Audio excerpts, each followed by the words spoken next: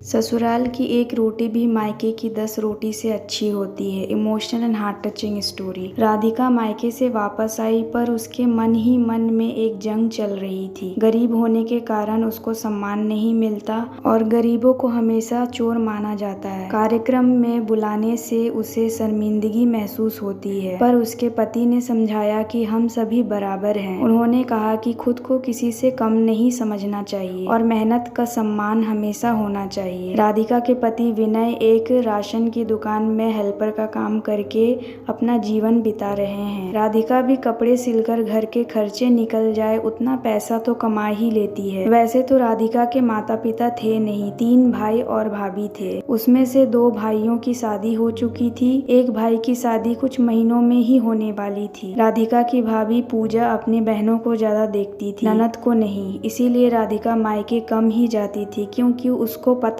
था मायके में उसकी कोई इज्जत तो नहीं है। 4-5 साल में भी मायके नहीं जाती थी। वैसे भी उसके माता पिता तो थे नहीं जो उसका इंतजार करते। राधिका बस इंतजार करती रहती कि कभी तो उनका कोई फोन आए और भाभी बोले कि दीदी कब आ रही हो अपने मायके। लेकिन राधिका की उम्मीदों पर हमेशा पानी फिर जाता और उसका इंतजार सिर्फ इंतजार ही रह जाता। देखते देखते एक दिन राधिका के भाई मनोज ने फोन किया और कहा, दीदी आपको मेरी शादी में जरूर आना है। छोटे भाई की शादी थी, उनकी शादी भी भाभी अपने बहन से करवा रही थी। राधिका और उसके पूरे परिवार को बुलाया गया। राधिका बहुत खुश थी अपने छोटे भाई की शादी में जाने के लिए। जब सभी लोग वहां पहुंचे तब उसकी भाभी ने उसकी तरफ मुंह बनाते हुए बोली कि दीदी आज के दिन तो कम से कम महंगी साड़ी पहनकर आती। आजकल तो एक से एक बढ़कर लेटेस्ट डिजाइन की साड़ियाँ मिलती है और ये क्या जीजू भी जोकर की तरह कपड़े पहनकर आए हैं, लगता है अपनी शादी का ही कोट है। भाभी भी बातें ऐसी करती थी जैसे लग रहा हो वह राधिका की गरीबी का मजाक बना रही हैं। पूजा ने अपने ननद और नंदोई की इंसल्ट करने में कोई कसर नहीं छोड़ी, फिर दिखावे के लिए बोलने लगी, दीदी मेरी बातों को बुरा मत मानना। इतनी कड़वी शब्दों को सुनकर राधिका के मन में एक जंग छिड़ गई कि क्या मुझे इस शादी में इंसल्ट करने के लिए बुलाया था और हमारा मजाक उड़ा सके। आखिर भाभी को किसने हक दिया सबके सामने हमारा मजाक बनाने का। राधिका के चेहरे पर गुस्सा साफ दिख रहा था। वह भाभी को जवाब देना चाहती थी, लेकिन उसके पति ने उसे इशारे में मना कर दिया। छोड़ो, जाने दो। राधिका अंदर ही अंदर अपमान की घूंट पी गई। रिश्तेदारों से मिलने लगी। सभी रिश्तेदारों ने राधिका से पूछा कि तुम तो शादी के बाद बदल ही गई हो, तुमने तो मायके का रास्ता ही छोड़ दिया। भैया भाभी से मिलने कभी तो आया करो। तेरी भाभी बेचारी कहती रहती है राधिका दीदी को हम त्योहार में फोन करते हैं मायके आने के लिए, लेकिन वह आती ही नहीं है। यह सब सुनकर राधिका ने कहा, आया तो वहीं जाता है जहां मान सम्मान मिले। बिना बुलाए आकर अपनी बेइज्जती कराने से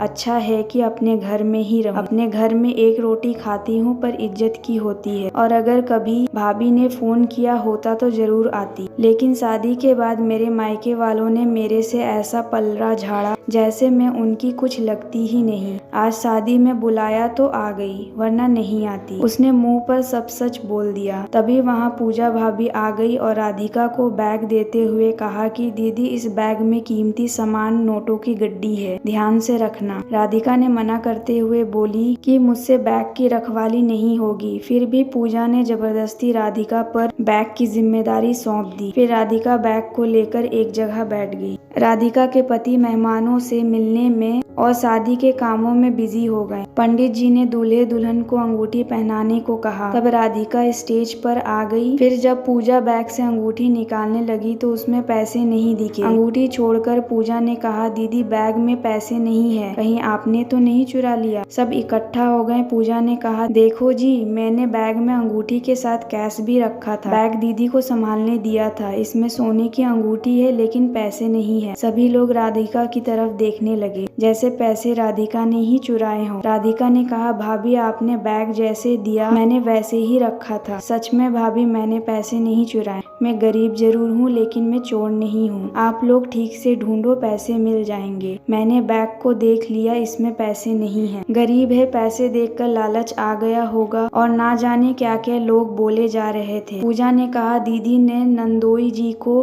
पैसे दे दिए हैं, तभी नंदोई जी नजर नहीं आ रहे, लगता है पैसे को छुपाने गए हैं। राधिका कहने लगी कि मैं गरीब जरूर हूँ लेकिन चोर नहीं। चोरी का इल्जाम लगाकर साबित क्या करना चाहती हो आप? राधिका की आवाज सुनकर उसका पति आया। राधिका के भाई अपने ही जीजा की तलाशी लेने लगे। तभी दुल्हन वहाँ आई और पूछने लगी। पूजा ने सारी बातें बताई। तो उसने कहा, जीजी पैसे तो आपने मुझे रखने के लिए दिया था, आप शायद भूल गई हो। मैं जब पार्लर के लिए निकल रही थी तब आपने कहा था नोटों की गड्डी और गहनों को एक साथ रखना ठीक नहीं होगा, इसीलिए आपने पैसे मुझे रखने के लिए दिए। पूजा और राधिका के भाई का सिर सभी के सामने झुक गया।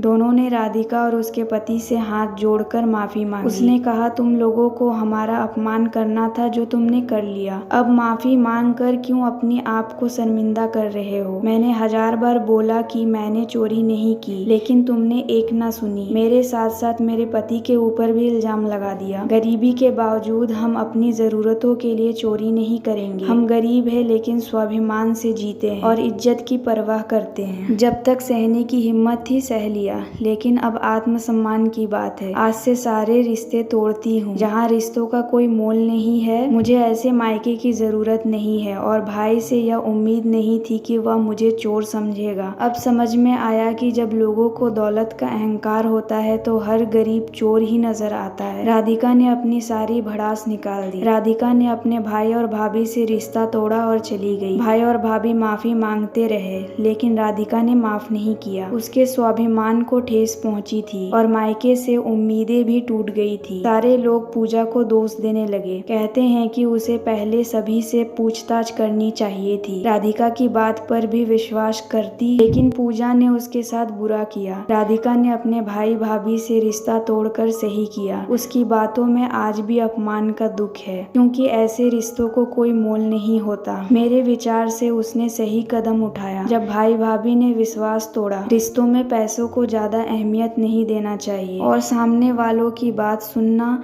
और उस पर विश्वास करना महत्वपूर्ण होना चाहिए। आशा करती हूँ यह वीडियो आपको पसंद आया होगा। इस वीडियो पर आपकी क्या राय है हमें कमेंट कर जरूर बताएं। वीडियो पसंद आया हो तो लाइक और शेयर करना बिल्कुल ना भूले। चैनल पर नए हो तो चैनल को सब्सक्राइब जरूर कीजिए। वीडियो देखने के लिए, कहानी सुनने के लिए आपका बहुत बहुत धन्यवाद।